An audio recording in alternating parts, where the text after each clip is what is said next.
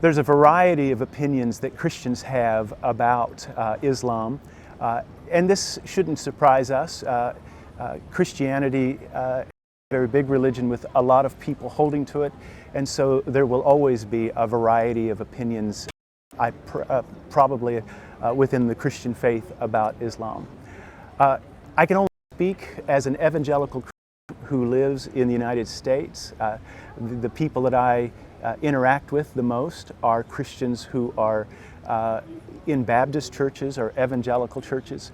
As Christians, we are followers and believers in the Lord Jesus Christ, that He is both Lord and Savior.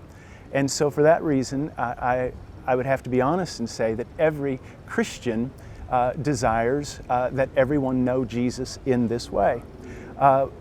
Having said that, I think that good evangelical Christians want to have good relationships with their Islamic friends, and that they want to have an understanding of love, of respect, charity, of goodwill, and of trust.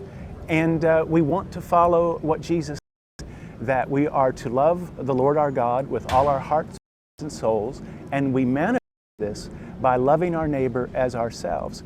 And so I think that evangelicals say that we love our Islamic friends and neighbors and want to have good, warm relationships with them.